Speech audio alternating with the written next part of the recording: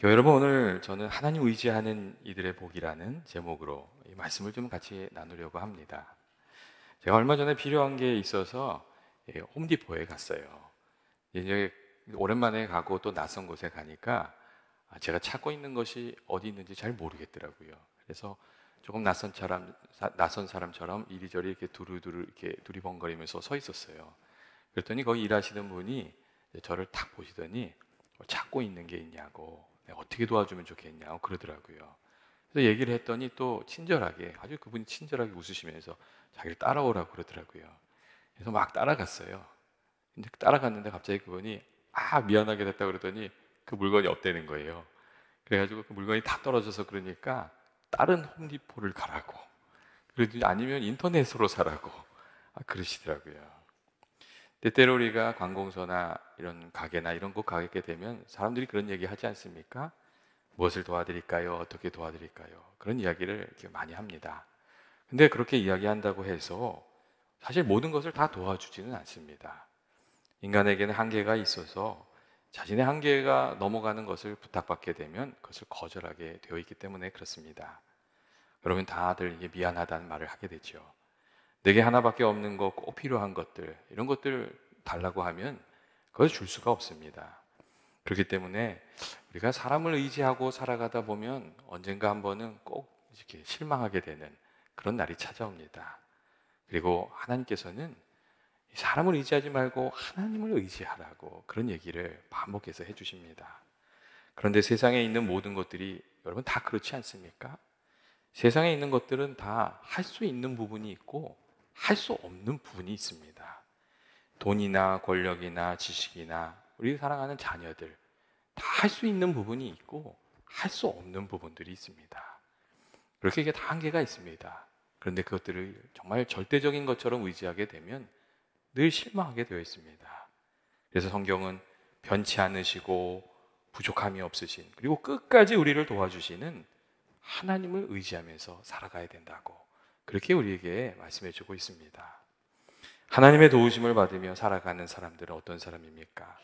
그것은 하나님을 믿고 하나님께 소망을 두고 살아가는 사람들입니다. 오늘 말씀을 보시면 야곱의 하나님을 자기 도움으로 삼으며 여호와 자기 하나님께 자기 소망을 두는 자는 복이 있다고 그렇게 말씀해 주고 있습니다. 세상을 의지하는 것이 아니라 하나님을 믿고 의지하고 소망을 두고 살아가는 이에게 하나님의 은혜가 있다고 그렇게 말씀해 주고 있습니다. 그런데 문제는 언제나 우리가 하나님을 믿는데 얼만큼 믿느냐, 우리 믿음이 어떠하냐, 그게 언제나 문제가 됩니다. 이 사람들 중에는 100% 온전하게 하나님을 믿고 의지하면서 사는 사람이 있고, 한 70% 정도 이렇게 믿고 사는 사람이 있고, 또 50% 정도 믿고 살아가는 사람이 있습니다. 믿었다가 안 믿었다가 그러는 거죠.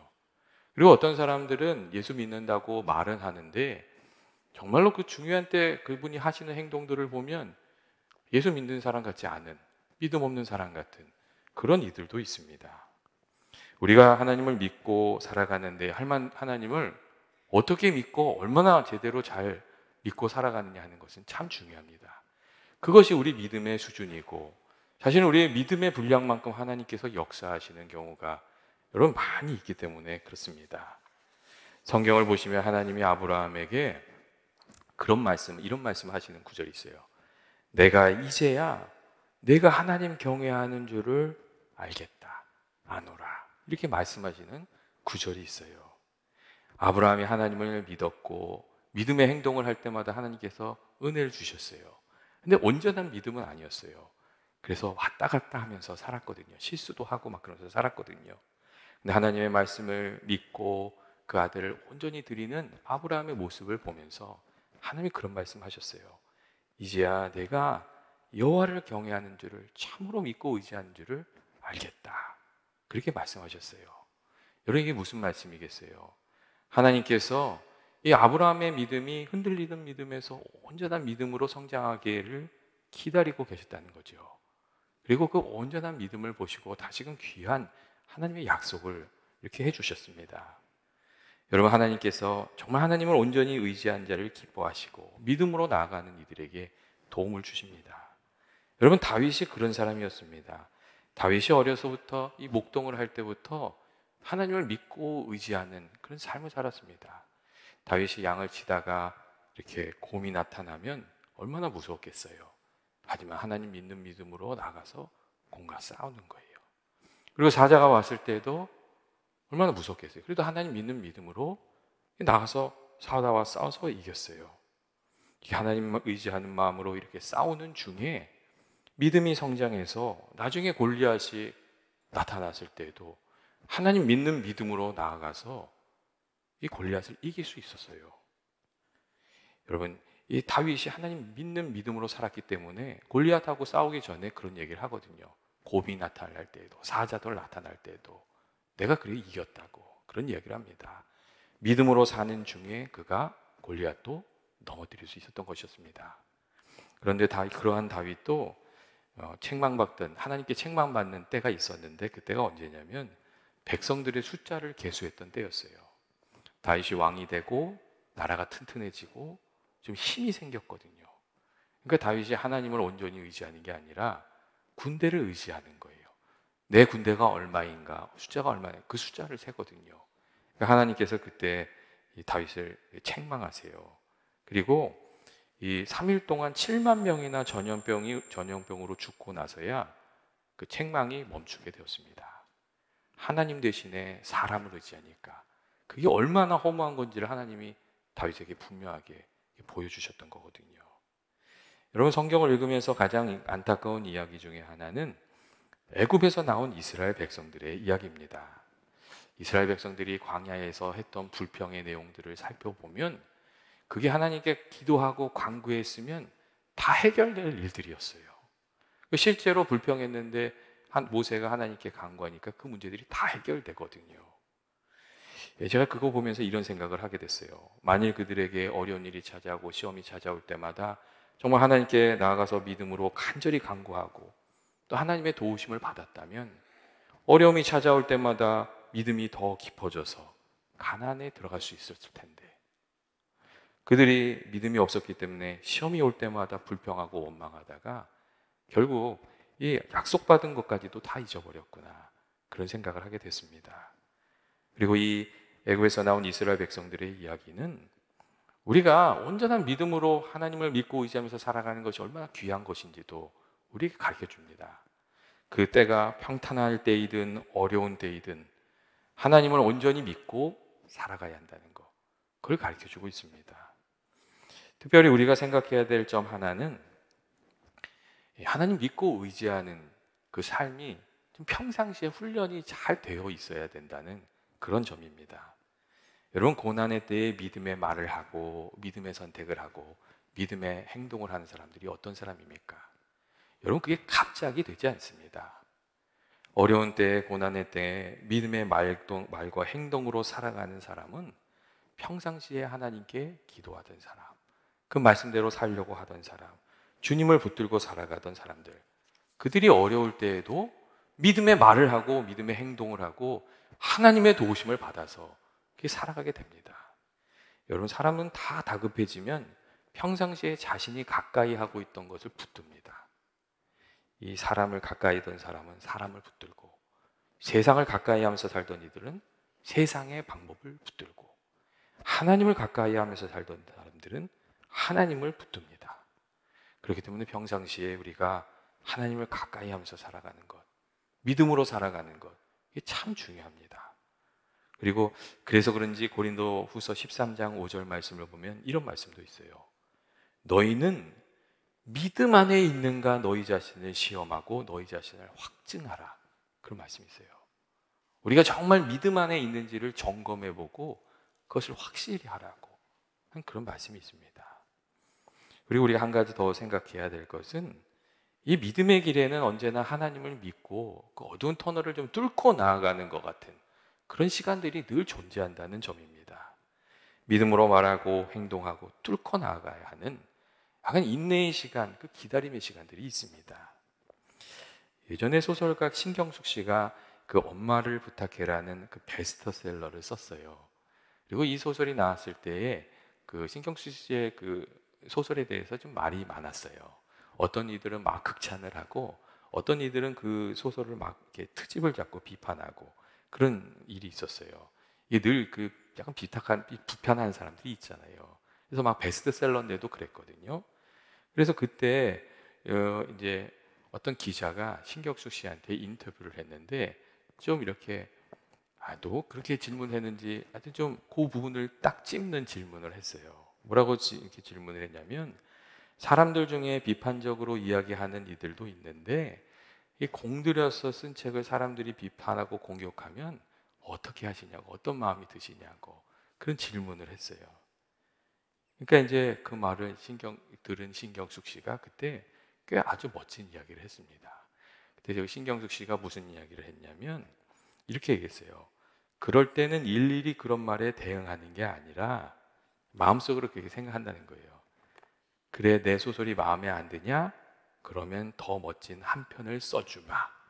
이렇게 생각을 한다는 거예요. 그리고 마음을 단단히 먹고 소설을 한 편 더 쓴다는 거예요. 그런데 그렇게 해서 사람들이 자신을 공격할 때마다 더 좋은 작품이 많아졌다고 그런 이야기를 해 주었다고 합니다. 비판에 주눅이 들거나 포기하는 것이 아니라 더 힘을 내서 글을 쓴다는 말에 제가 참 그게 마음에 많이 와닿던 때가 있었습니다. 그리고 우리들의 믿음 생활에도 그런 부분이 있지 않은가 하는 그런 생각을 했습니다. 여러분, 믿음으로 살 때도 답답한 상황이 찾아오고 또 때로는 잘 안 되는 좀 그런 상황도 찾아오고 그렇습니다. 여러분, 사단이 우리가 그냥 순순히 다 성공하고 잘 되길 바라겠습니까? 조금만 믿음이 성숙하고 뭐가 잘 되는 것 같으면 꼭 어려운 일을 줍니다. 그런데 그럴 때 낙심하고 절망하는 것이 아니라 하나님의 말씀을 더 붙들고 더 많이 기도하고 더 순종하고 더 헌신하고 더 믿음으로 나아가면 하나님께서 그때 은혜를 주시는 겁니다. 그렇게 힘을 내서 나아가는 사람들이 하나님의 도우심을 받습니다. 여러분, 우리가 어려움이 있을 때 더욱 믿음의 힘을 낼 수 있는 그런 믿음의 사람들이기를 주의 이름으로 축원드립니다. 다음으로 도우심을 받으면서 사는 사람들은 하나님 사랑하고 하나님 예배하는 예배자로 살아가는 그런 사람들입니다. 이 잠언 8장 17절 말씀을 보면 나를 사랑하는 자들이 나의 사랑을 받으며 나를 간절히 찾는 자가 나를 만날 것이니라 하는 그 말씀이 있습니다. 믿음의 조상인 아브라함이 여러분 그런 삶을 살지 않았습니까? 그의 삶을 살펴보면 그가 철저히 믿음 예배자로 살았던 것을 알 수가 있습니다. 하나님을 경외하는 마음으로 살았고 그가 이사를 다닐 때마다 이렇게 예배를 드리는 것도 우리가 알 수가 있어요. 그 가나안 땅에 도착했을 때에도 예배하고 이사를 갔을 때에도 제단을 쌓고 예배하고 또 애굽에 가서 어려운 일을 당하고 다시 돌아왔을 때는 하나님께서 도와주신 것을 생각하면서 또 예배를 드렸어요. 이렇게 아브라함이 늘 하나님 경외하는 마음으로 예배하는 마음으로 살았더니 하나님께서 아브라함의 도움이 되어 주셨어요. 지난주에 시애틀에 그 한민족 통일 선교를 위한 서밋이 있었어요. 그래서 거기 잠깐 갔다 왔는데 거기에 이제 북한 선교를 위해서 일하시고 통일을 위해서 일하시는 이들이 많이 참석하셨어요. 한국에서도 많이 오셨고요. 그리고 같이 기도하고 또 정보도 공유하고 또 그런 시간이 좀 있었습니다. 근데 거기에 참석한 목사님 중에 한 분이 설교를 하시면서 이런 얘기를 하나 하시더라고요. 본인의 교회에 여전도 회장이 있는데 계단을 내려가다가 다리를 겹질렸대요. 처음엔 별거 아니라고 생각했는데 인대가 늘어났고 이 한 달이 돼도 두 달이 지나도 석 달이 지나도 낫지를 않았다는 거예요. 병원을 가도 안 낫고 한의사가 좋다고 해서 한의원에 가도 안 낫고 이렇게 고생을 많이 하고 있었는데 하루는 이렇게 보니까 그분이 일부 예배를 드리고 계시더래요. 그래서 일부 예배 드리시는 거야. 그랬는데 2부 예배에 또 그 자리에 앉아서 예배를 또 드리시더래요. 웬일인가 이렇게 생각을 한 거죠. 근데 그분이 3부 예배도 드리시더래요. 그리고 4부 예배도 예배를 드리시는데 목사님의 마음에 뭔가 이렇게 이렇게 그분의 어려운 사정을 알잖아요. 그러니까 마음이 좀 짠하셨나 봐요. 그래서 목사님이 데살로니가전서 2장 13절 말씀을 그분에게 이렇게 나눠 주셨대요. 그 말씀이 이제 어떤 말씀이냐면 하나님의 말씀을 받을 때에 사람의 말로 받지 아니하고 하나님의 말씀으로 받음이니 진실로 그러하도다. 이 말씀이 또한 너희 믿는 자 가운데에서 역사하느니라 하는 그런 말씀을 해주셨대요. 그런데 예배가 다 끝나고 목사님이 이렇게 뒤에 서서 인사하는데 그분이 다리를 막 치면서 와가지고 목사님이 다리가 다 나았다고 그렇게 이야기를 해주시더란 겁니다. 여러분, 하나님 사모하는 마음으로 간절히 예배하는 그분에게 하나님 귀한 은혜를 베풀어 주신 거지요. 오늘 말씀을 보면 우리 시편의 저자가 할렐루야 그러면서 하나님을 막 찬송합니다. 그래서 시작이 그래요. 막 찬송해요. 그러면서 내가 평생 하나님을 찬송하겠습니다. 그런 얘기를 해요. 이 시편을 읽으면 처음에는 그런 마음이 들어요. 어떤 마음이 드냐면 이 사람이 하나님한테 큰 복을 받아서 은혜를 받아서 하나님을 찬송하는구나 그런 마음이 들어요. 그런데 여러분 이렇게 한번 생각해 보셨어요?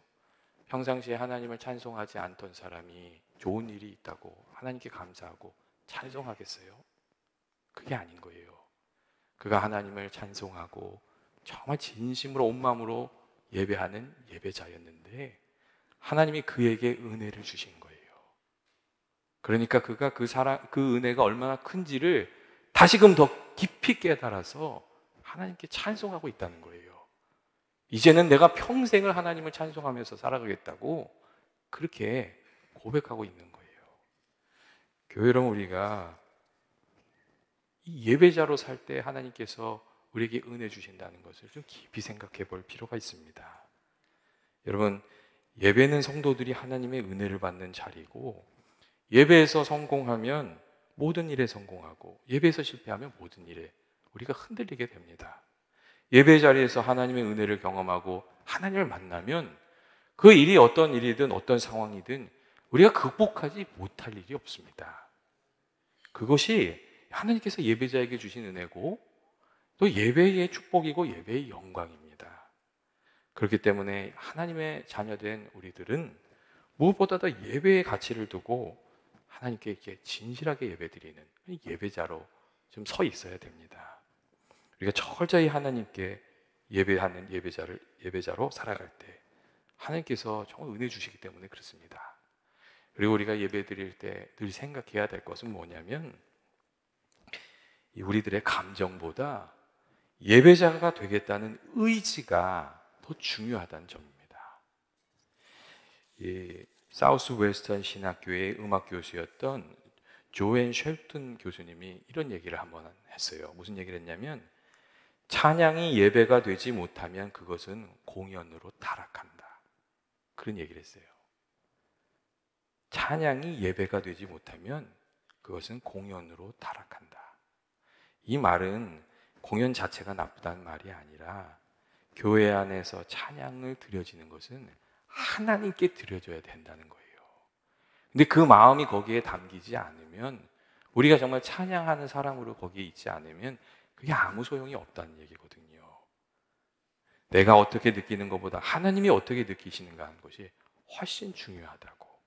그런데 오늘날 많은 예배 가운데 멋진 퍼포먼스가 있었는가, 그리고 내가 어떻게 느꼈는가 하는 것들이 이상하게도 더 중요하게 여지게 되었다고 그런 이야기를 했습니다. 여러분, 예배의 자리에서 예배의 점수를 매기시는 분은 하나님이시고 사실 우리 모두는 예배를 드리는 예배자입니다. 근데 사람들이 자꾸 이 예배자들이 자꾸 이 예배의 자리를 떠나는 겁니다. 그리고 자꾸 엉뚱한 자리에 가게 됩니다. 제가 그냥 조금 잠깐 그냥 유머를 좀 하나 할게요. 이게 너무 무거워져서 잠깐 얘기를 할게요. 어떤 얘기냐면 이런 얘기예요. 이 신학교를 막 졸업한 전도사님이 계셨는데 설교를 하게 되셔서 그분이 좀 고민이 생겼대요. 니고데모 설교를 할까 아니면 삭개오 설교를 할까 계속 고민을 하다가 머리가 좀 뒤죽박죽이 됐어요. 그래서 이제 설교를 하게 되셨는데 순간적으로 어떻게 시작하게 되셨냐면 이렇게 시작을 하게 됐대요.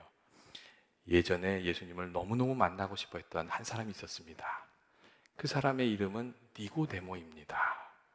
그런데 어느 날 자기가 사는 동네에 예수님이 오신다는 이야기를 듣고 예수님이 너무 만나고 싶어졌습니다.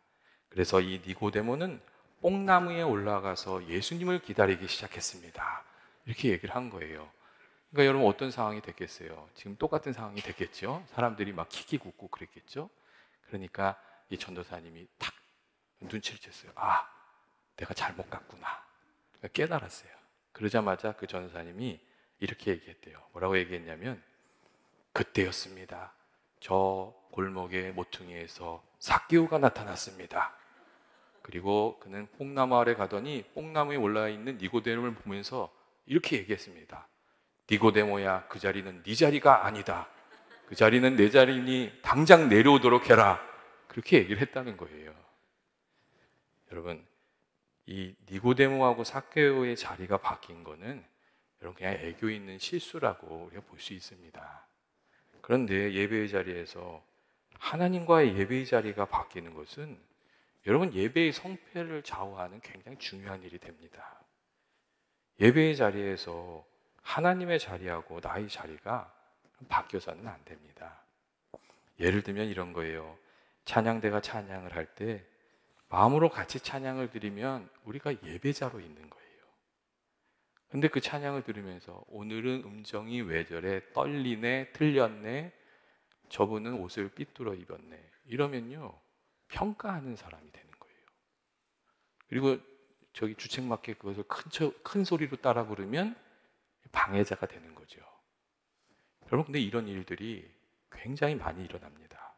대표 기도할 때도, 설교를 들을 때도, 봉헌을 드릴 때도 우리가 예배자로 있을 수도 있고 방관자로 있을 수도 있고 우리가 있어야 말아야 하나님의 자리에 서서 그것을 판단하고 있을 수도 있습니다. 여러분, 우리가 이 예배 드릴 때에 끝까지 예배자로 남아 있어야 한다는 것, 이게 굉장히 중요합니다. 우리가 자꾸 하나님 자리에 앉으면 뭐라고 그러시겠어요? 하나님이 그 자리는 네 자리가 아니다, 빨리 내려와라, 그런 얘기 하지 않으시겠어요? 여러분, 이런 것도 한번 생각해 보시면 좋을 것 같아요. 어떤 경우는 목사님이 설교를 막 50분씩 하시고 설교도 지루하게 하시고 그런 교회들도 있어요. 그러면 그 교회에 교인이 있을까요? 없을까요? 있습니다. 그런데 그 기도, 이렇게 마음에 들지 않는 것을 들으면서도요, 이렇게 기도하는 사람들이 있어요. 하나님 아버지, 그래도 오늘 내가 하나님께 예배를 간절히 드리기 원합니다. 주님 은혜를 주십시오. 그러면 그 가운데 하나님께서 예배자로 서고 있고자 하는 이에게 주시는 은혜가 있습니다. 여러분, 그래서 이 예배가 어떠한가 보다 사실은 우리가 어떤 예배자로 서 있는가 하는 것이 훨씬 중요합니다.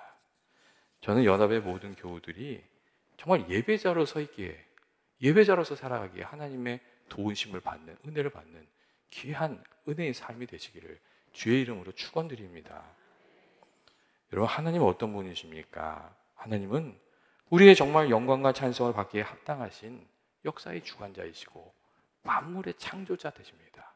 사실 우리가 그런 분한테 예배드리고 우리가 예배드릴 때 하나님께서 우리를 보시고, 이게 얼마나 놀라운 일인지 모릅니다. 그리고 동시에 하나님은 어떤 분이시냐면 우리를 사랑하시기 때문에 우리가 간절히 기도하면 우리들의 삶에 개입하셔서 우리를 도와주시는 그런 분이십니다. 시편 121편 보면 내가 산을 향하여 눈을 들리라. 나의 도움이 어디서 올까? 나의 도움은 천지를 지으신 여호와께서라도, 그렇게 말씀해 주고 있습니다. 여러분, 믿는 성도들의 도움이 여러분 어디서 오는 겁니까? 하나님으로부터 오는 겁니다. 우리가 하나님을 참되게 예배하고 의지하고 또 기도하면 하나님을 이렇게 간절히 구하는 이들에게 하나님께서 귀한 은혜 주시는 줄로 믿습니다. 이 믿음을 가지고 살기에 날마다 주와 동행하고 또 귀한 은혜가 있는 저와 여러분 되시길 주의 이름으로 축원드립니다. 이 시간 우리 같이 한번 이렇게 기도하기를 원합니다. 하나님 아버지, 우리가 정말 하나님을 진실하게 믿고 의지하고 기도하고 또 하나님 예배하는 예배자로 살아가기를 원합니다. 우리 마음 가운데 주님께서 늘 찾아와 주셔서 세상 흔들릴 때 같이 흔들리는 것이 아니라 주님 바라보면서 믿음을 지키고 나아가는 우리들이 되게 하여 주옵시고, 또 기도할 때마다 주님 도와주셔서 주님 도우심을 날마다 체험하고 감사하며 살아가는 사람이 되게 해달라고 우리 같이 기도하겠습니다. 사랑이 많으신 하나님 아버지, 오늘도 저희들 주의 말씀 가운데 예배 자리에 불러주신 거 감사합니다. 아버지, 저희들이 정말 참된 믿음의 사람으로 하나님 온전히 의지하는 사람으로 살아가길 원합니다. 아버지, 저희들에게 믿음을 더하여 주셔서 세상 흔들릴 때 같이 흔들리는 사람들이 아니라 아버지 주님 믿고 의지하며 나아가는 아버지 정말 참된 주님의 사람으로, 믿음의 사람으로 살아가게 하여 주옵소서. 그리고 우리가 늘 주님 경외하는 마음으로 하나님께 예배하면서 살아가길 원합니다. 아버지, 저희들 마음 가운데 찾아와 주셔서 정말 하나님 예배하고자 하는 마음을 주시고, 예배할 때 주님께서 성령으로 찾아와 주셔서 저희들의 삶을 충만하게 하여 주옵소서. 그래서 아버지께서 주시는 성령의 충만함을 힘입어서 살아가는 저희들이 되게 하여 주옵소서. 아버지, 함께 해주시길 원합니다. 우리가 정말 예배하는 교회 되길 원합니다. 주여 도와 주옵소서. 사랑 가운데 많으신 하나님 아버지, 날마다 저희들이 하나님을 믿고 의지하며 참된 예배자로 살아가기를 원합니다.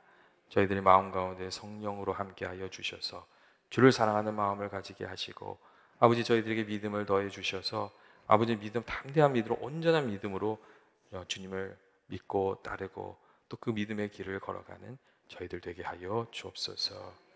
아버지, 또한 저희들이 예배자의 삶 살아가기를 원합니다. 어느 곳에 있든지 아버지 예배자로 서 있게 하시고, 또 주님 베풀어 주신 은혜가 있어서 아버지 늘 감사하며 찬송하며 살아가게 하여 주옵소서. 예수님의 이름으로 기도합니다. 아멘.